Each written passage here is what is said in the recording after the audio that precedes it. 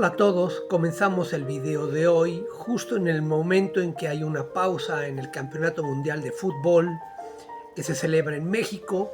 en Estados Unidos y en Canadá, en que ha terminado la fase de grupos. Y empezamos el video con esta referencia peculiar porque se supone que este es un canal dedicado a consejos literarios, a reflexiones sobre cuestiones filosóficas, estéticas.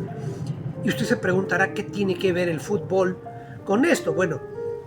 no voy a hablarle a usted de novelas o de poemas o cuentos o crónicas que tengan que ver con deportistas. Ni siquiera vamos a hablar de escritores, que los ha habido,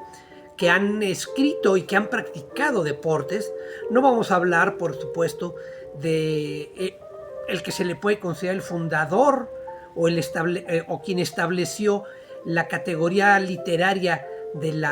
elogio al triunfo del deporte, que fue Píndaro con sus odas, sino que vamos a hablar de otro asunto que está relacionado un poco con esto, pero que también tiene que ver con la percepción que tenemos de lo que ocurre en el mundo, en un mundo tan aparentemente superficial y frívolo como el deporte. Y que, como dijera algún cronista mexicano, algún periodista, es lo más importante el fútbol de lo menos importante que hay en la vida de las personas. Y sin embargo, como lo pudimos comprobar los mexicanos, y seguramente si usted nos ve en otro país, probablemente también haya pasado por lo mismo, generalmente el fútbol los deportes nos dan enormes alegrías a los pueblos en general. Además, el mundial que hoy se celebra en México y en Estados Unidos tiene otra peculiaridad, y es que es el último mundial en que los dos futbolistas más importantes del último cuarto de siglo, es decir, de este siglo, del siglo XXI, que son Cristiano Ronaldo y Lionel Messi, jugarán su último mundial. Será la última ocasión en que los veamos juntos en un torneo de estas naturaleza, de estas características, representando la ofensiva de sus países, de sus equipos de fútbol nacionales. Y es cierto que no todos los días, no todo el tiempo nos enfrentamos a esta clase de situaciones. Hay jugadores que se retiran en el vacío, es decir, sin una competencia de alguien que estuviera a su nivel, como fue el caso de Hugo Sánchez en México, que sin duda alguna es el delantero más eficiente y más brillante que haya dado México en toda su historia, y es muy poco probable que vuelva a dar un jugador de ese nivel. Probablemente nunca lo veremos ya. Otros jugadores notables que se fueron un poco de esa manera fue también el argentino Diego Armando Maradona, jugadorazo que lo vi jugar desde muy joven en el Estadio Azteca, y me tocó ver no solo la mano de Dios, sino el famoso gol del siglo con el que le ganó a Alemania y que después lo llevaría a coronarse en el Estadio Azteca como campeón indiscutible de la especialidad. Yo soy una persona que, además de ser escritor, me interesan los deportes, he ejercido algunos, no profesionalmente, pero jugué en mi adolescencia y juventud béisbol, jugué voleibol, he jugado todos a nivel amateur, por supuesto fútbol, tochito, que le llamamos en México, que es el fútbol americano, y me encantaba el tenis. Y recientemente, hace unos pocos años, todavía una de las más asombrosas y deslumbrantes competencias entre dos de los más grandes tenistas que haya visto este deporte se dio entre el suizo Roger Federer y el español Rafael Nadal, que, toda proporción guardada, puede compararse con la competencia entre Lionel Messi y Cristiano Ronaldo. En México, además, porque nos vamos a ir acercando al tema que quiero presentarles, por supuesto hay un periodista, este tipejo que está usted viendo en pantalla, que se llama Álvaro Morales, es un periodista o cronista o analista del fútbol mexicano y del fútbol en general, y se ha convertido en un personaje al grado de que ha adoptado uno de los caracteres más lamentables de la cultura y de la sociedad mexicana, que es el clasismo y el racismo. Y en este caso particular ha tomado el anti-argentinismo, la argentinofobia que muchos mexicanos sienten y manifiestan de muchas formas, y ha adoptado una posición de enfrentamiento entre estos dos futbolistas, señalando quién para él es mejor, si Cristiano Ronaldo o Messi. Y obviamente al adoptar esta postura muy conocida en México, pues obviamente su posición es siempre a favor de Cristiano Ronaldo, y es una constante denostación, con o sin razón, sobre lo que hace Lionel Messi. Estas figuras, por supuesto, siempre generan, estas figuras de este nivel, a este nivel competitivo tan grande, suelen generar, por supuesto, que estas polémicas y estos rechazos y aprobaciones. ¿Quién es mejor? Es un poco una ridiculez preguntarse a quién prefiere uno, a un jugador como Lionel Messi o a otro como Cristiano Ronaldo, porque en el fondo lo que vemos en ellos es algo que no es algo de cuño reciente, no es algo que surgió de repente a partir de la nada. El propio Hugo Sánchez y Diego Armando Maradona estaban en ese mismo juego y rejuego de ideas y conceptos que los propios cronistas deportivos ni siquiera conocen, porque por supuesto los cronistas deportivos suelen ser prácticamente analfabetas funcionales. De lo único que saben es de su deporte, y olvídense de que sepan cualquier otra cosa. De modo que, pues obviamente su visión es casi de túnel. Por supuesto que uno puede valorar cosas.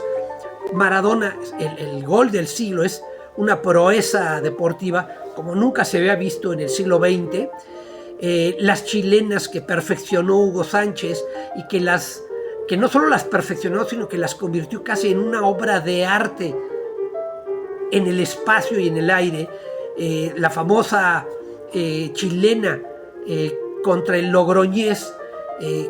que es una de las jugadas más icónicas y probablemente la chilena más espectacular jamás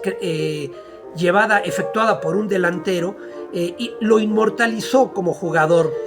Pero en ambos casos tenemos el de deportistas en los que había dos lados que parecían oponerse. Estaba el de alguien como Diego Armando Maradona, que tenía un talento casi innato, y tenemos del otro lado a alguien como Hugo Sánchez, que aunque era un buen jugador, tuvo que practicar y ejercitarse y disciplinar sus ensayos y sus ejercicios para llegar a ser lo que fue. Es más o menos lo mismo que se ve en la discusión entre Cristiano Ronaldo y Lionel Messi. El jugador que parece tener un talento que le nace casi de manera natural, y otro como Cristiano Ronaldo, que lo que obtiene lo obtiene precisamente por la disciplina, la entrega, etc. Esta disciplina, digamos, oposición de caracteres, no es algo de reciente cuño. Es algo que desde hace casi 3000 años está en la discusión de Occidente. Y aquí es donde entramos al tema de esta ocasión, que es la pregunta de si el genio nace o se hace. Es una discusión que aparece en distintos textos, pero que lo puede uno encontrar principalmente, por ejemplo,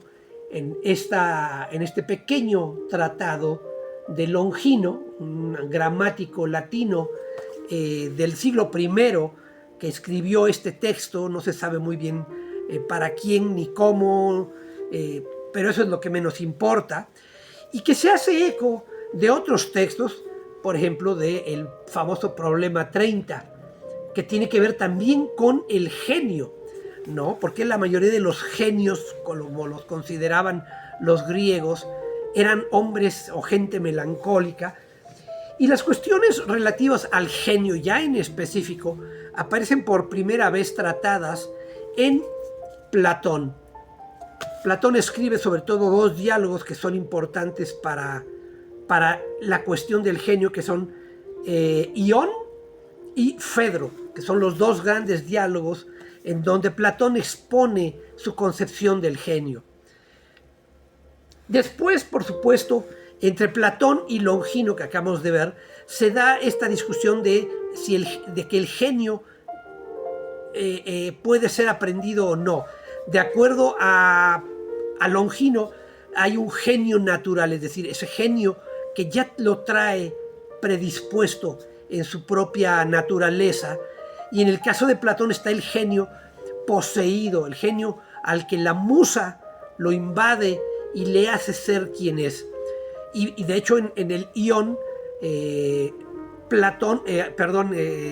Sócrates le dice a Ión, justamente el personaje del diálogo, que es mejor ser tenido por poseído por una musa que ser considerado un loco. Ese texto es fundamental para entender. Esos dos textos de Platón y el de Longino son fundamentales para entender la discusión en torno al genio y que se ve reflejada en estos jugadores de fútbol de los que hablamos hace un momento. La primera gran reflexión importante ya sobre el genio, sobre qué es el genio, aparece, por supuesto, en la Crítica del Juicio de Kant, un libro fundamental para entender todo lo que es posible entender, y no solo sobre el genio, sino sobre los juicios y de valor que emitimos sobre principalmente producciones artísticas, diferenciadas de otro tipo de productos que pueden ser de todo tipo, pero que hay que entenderlo. Lo hemos dicho en el pasado y lo vamos seguramente a mencionar más adelante cuando hablemos de estos mismos temas, pero ya con ejemplos más concretos. ¿Qué diferencia hay cuando uno emite un juicio sobre un libro? Aquí hemos hecho una crítica muy seria a la mayoría de los youtubers que hablan sobre libros, que dan su opinión y que incluso hacen videos sobre su experiencia lectora, a veces diciendo por qué un libro les parece bueno o malo, desde una perspectiva totalmente subjetiva. Y hemos dicho en su momento que no es lo mismo decir que un libro me gustó, porque entonces ahí de lo que yo me entero no es del libro, sino del sujeto. De modo que si yo digo que un libro me gustó o no me gustó, lo que estoy entendiendo no es algo sobre el objeto en particular, sobre ese libro, sino sobre el sujeto. Lo mismo pasa con los juicios de los que Kant hace una diferenciación, que son los juicios que hablan de las cosas que nos provocan placer, que son agradables, y aquellas que son sublimes, en donde está, por supuesto, la categoría del genio. Después Schopenhauer se hará eco de la reflexión de Kant y la llevará más lejos y la relacionará también, por supuesto, con Platón y los diálogos que mencionamos en este voluminoso obra que se llama El mundo como voluntad y representación, que es la obra cumbre de Schopenhauer, libros exclusivamente filosóficos. Y ya en el siglo XX, pues por supuesto, tenemos la estética como ciencia de la expresión y lingüística general del filósofo italiano Benedetto Croce, que también es una exposición de una teoría estética, justamente como lo dice el título de este libro, que hay pocas ediciones en español. Y otro que habla, aunque no lo habla de manera tan clara y tan directa, es Theodor Adorno en esta compilación que al menos en inglés se llama Teoría Estética, que igual que el libro de Benedetto Croce es una exploración de distintas cuestiones relacionadas con cómo apreciamos y valoramos las obras de arte y a sus productores, aunque no habla específicamente del genio. Y de manera mucho más específica, por ejemplo, más recientemente salió este libro de Peter Kivy, El poseedor y el poseído, Händel, Mozart, Beethoven y el concepto de genio musical, publicado por esta colección que se llama La balsa de Medusa. Este es un libro un poco de reflexión, de divulgación, pero está específicamente orientado al concepto de genio en la música, específicamente cómo se empezó a hablar, de quién se empezó a hablar primero antes que nadie, de genio, y se vuelve a hacer eco de esta diferencia entre el genio natural de Longino y el genio poseído de Platón. Pero si usted quiere asomarse a otras consideraciones sobre el genio, está este libro de Norbert Elias sobre Mozart, Sociología de su genio, que es un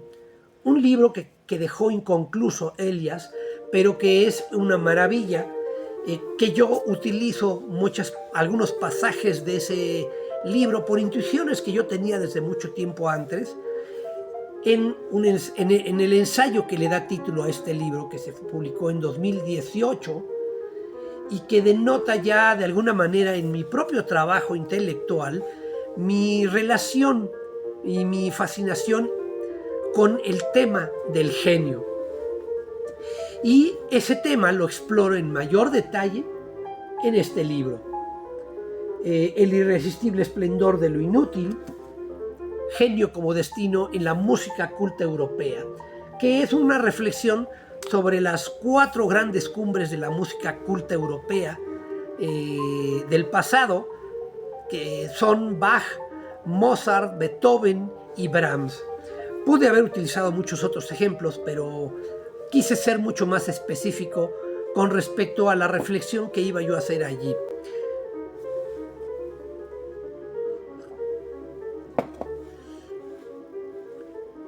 Esta reflexión, esta exposición muy sucinta de bibliografía y de libros que usted debería conocer si va a reflexionar sobre estos temas, se relaciona justamente con la valoración que se hace de estos jugadores y lo que ellos de alguna manera representan. Porque sin duda alguna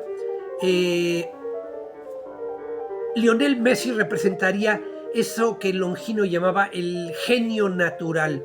aquel que que lo trae casi en los genes y que lo hace muy distinto a Cristiano Ronaldo, cuya capacidad como delantero se debe a la disciplina, al ensayo, a la entrega al deporte. Y por supuesto, como decíamos al principio del video, las polémicas en la valoración de estos jugadores siempre se van a dar por muchas razones, pero en principio se dan porque es un deporte que despierta pasiones, pero en general la gente no tiene la gente que ve el fútbol no tiene cultura. Pueden tener cultura futbolística, es decir, saber resultados, historia del deporte, que es un poco lo que hace este personaje, Álvaro Morales, que además se basa en análisis ridículamente y pretendidamente racionales, como es la pura análisis de datos y no la valoración de lo que hace a un jugador excepcional o que no lo haga excepcional. Su forma de raciocinio, como él lo pretende, obviamente tiene un sesgo cognitivo que es el prejuicio. Y quien tiene un prejuicio hacia alguien nunca va a estar dispuesto a reconocer que tiene un prejuicio, que odia a esa persona por una cuestión de clase, por una cuestión social. Y ese prejuicio, así sea el fruto de un personaje, de alguien que adopta una máscara para presentarse como alguien pretendidamente objetivo a la hora de analizar el deporte, Lo único que uno le puede decir es que el deporte no es racional, que el deporte no tiene cuestiones racionales y que por más que el fútbol, soccer, ha adoptado algunas cuestiones analíticas para entender o estudiar el comportamiento de los jugadores, el puro dato frío,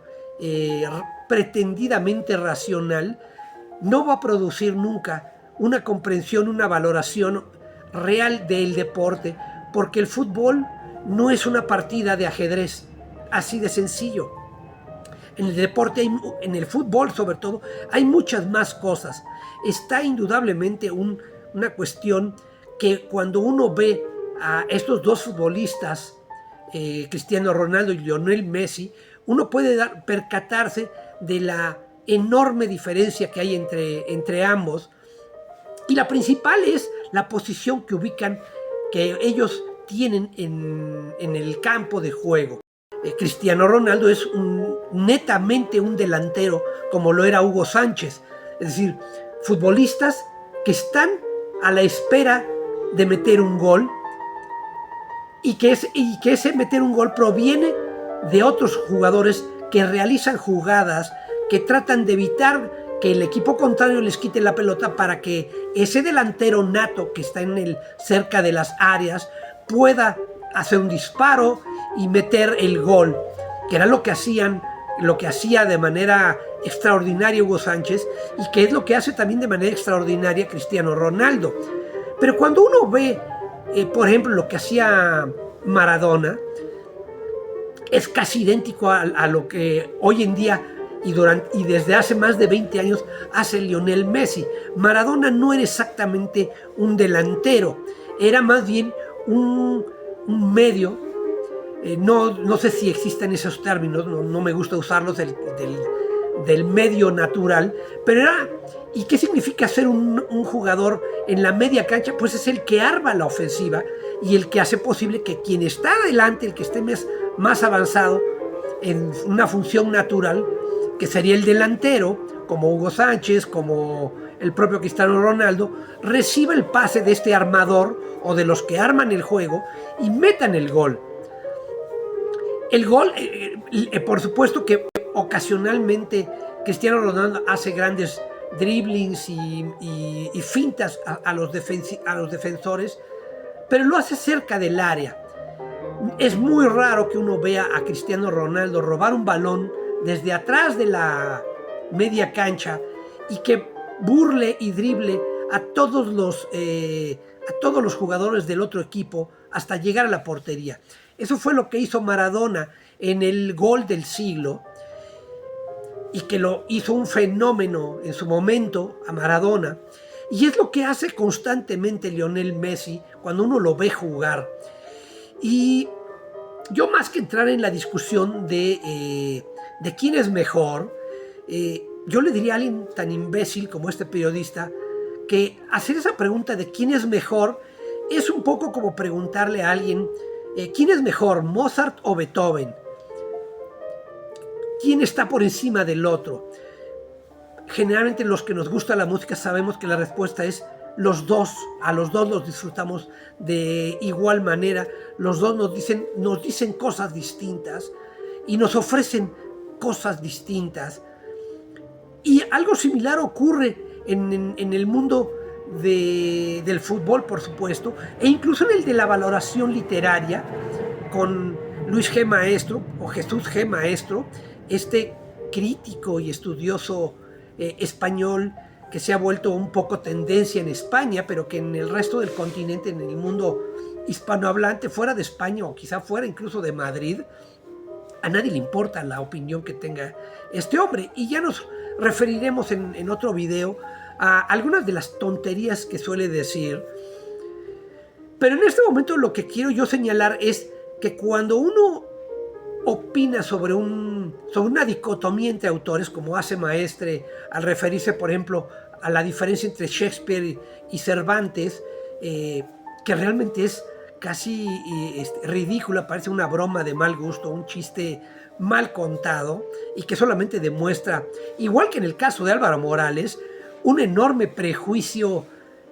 sobre todo de carácter colonialista, imperialista, aunque él probablemente se sienta no defensor de la corona española, no lo sé, pero evidentemente hay un tono de desprecio y que exploraremos en otro video para expresarle a usted lo que hay detrás de esas opiniones de este personaje tan peculiar. Pero es lo mismo que vemos en el caso de alguien como Álvaro Morales en México, en quien sus prejuicios son más fáciles de identificar. Su argentinofobia es compartida por miles o millones de mexicanos, a quienes se les ha metido el virus del clasismo y del odio hacia el extranjero. Y que no es algo muy distinto a lo que vemos en Jesús G. Maestro, o Maestre, como se llame. Y la cuestión es que en el caso de Messi y de Cristiano Ronaldo, ¿por qué no disfrutar a ambos? ¿Por qué no, como en el caso del tenis, que vimos con el retiro de Rafael Nadal y Roger Federer, decir que uno era mejor que el otro? Es una cuestión verdaderamente absurda y torpe, cuando uno podía disfrutar de los dos mejores tenistas que probablemente hayan existido en la historia del tenis, un deporte que está lleno de grandes jugadores, de grandes estrellas a lo largo de, pues desde que yo me acuerdo de muy adolescente, con Jimmy Connors y John McEnroe, por ejemplo, Bjorn Borg, el mexicano Raúl Ramírez, y en fin, toda una Andre Agassi y una larga cauda de otros nombres que le han dado gloria a ese deporte en la era más o menos moderna, y que además habría que hacer una diferenciación ya a partir de este momento, porque tampoco es que el fútbol moderno como lo entendemos, pues empieza después casi de la Segunda Guerra Mundial, pero a gente como Alfredo Di Stéfano o Puskás, el húngaro, que son considerados dos de los mejores jugadores de todos los tiempos, pues muy poca gente los recuerda hoy. No hay prácticamente videos de ellos, no me he puesto a buscar, pero en realidad habría que separar ya el siglo XX del siglo XXI para hacer juicios más mesurados y más correctos, en lugar de meterlos todos en una misma licuadora y generar una papilla indiscernible de elementos. Pero esta diferenciación entre jugadores, como le acabo de mostrar, no es algo nuevo, es algo que tiene una larga data, y que por supuesto gente como Álvaro Morales o como incluso Jesús G. Maestro, pues ni siquiera están entendidos, porque además, hasta donde recuerdo la primera vez que me topé con algo de este crítico literario español, profesor en realidad más que crítico, porque ¿a quién le importan las críticas de Jesús G. Maestro? ¿A qué escritor le importa lo que él tenga que decir cuando él no es un escritor? Es simplemente un profesor ahí de algún lugar, y a nadie le importa lo que él diga en realidad. Pues mucho de lo que él dice es también producto de un prejuicio nacionalista en primer lugar, lingüístico en segundo lugar, y finalmente colonialista también. Ya lo veremos en un momento, en un video posterior, pero al mostrarle a usted esta amplia bibliografía, que podría multiplicarse con otros ejemplos de otros filósofos e incluso sociólogos que han estudiado esta figura particular del genio, a la cual, por supuesto, estas mentes mediocres suelen justamente oponerse, y sobre todo el feminismo, el progresismo y la ideología woke no soportan la idea del genio. Y de eso es lo que vamos a hablar en el siguiente video. Quizás solo convenga agregar al respecto de esta falsa diatriba entre el talento y el genio, entre quién es mejor, Cristiano Ronaldo o Lionel Messi. Es una disyuntiva que es muy fácil, muy sencilla de responderle a alguien tan torpe, tan mezquino y tan come mierda, no hay otra palabra para decirlo, que este señor Álvaro Morales, y basta verlo jugar a los dos para percatarse de que si bien Cristiano Ronaldo es como una punta de lanza que atraviesa las defensas para meter gol a base de pura fuerza y empeño, que a veces recuerda los ataques blitzkrieg de los alemanes, lo que hace Lionel Messi, solamente hay que verlo, solamente hay que disfrutar y ver las proezas que es capaz de hacer, porque por supuesto ha hecho infinidad de veces jugadas muy similares a la del gol del siglo de Diego Armando Maradona, que él la hizo una vez y lo inmortalizó, pero Lionel Messi lo hace casi en cada partido y lo hace siempre de manera espectacular. Al menos yo, que me gusta ver el fútbol, me parece indiscutiblemente, estoy de acuerdo en todos los que dicen que Lionel Messi es el mejor jugador que haya existido del fútbol a nivel mundial. Y creo que eso es absolutamente irrefutable cuando uno ve y disfruta lo que hace este jugador, porque literalmente está en lo que dicen sus contrincantes, e incluso reconocido por el propio Cristiano Ronaldo. What do you think of him, Messi? As a football player? Yeah, amazing. Player is magic, top. Es un jugador que está en otro nivel, está al máximo. De modo que lo que digan otros, pues solamente hay que verlo jugar. Es algo que no se puede refutar de ninguna manera. El solo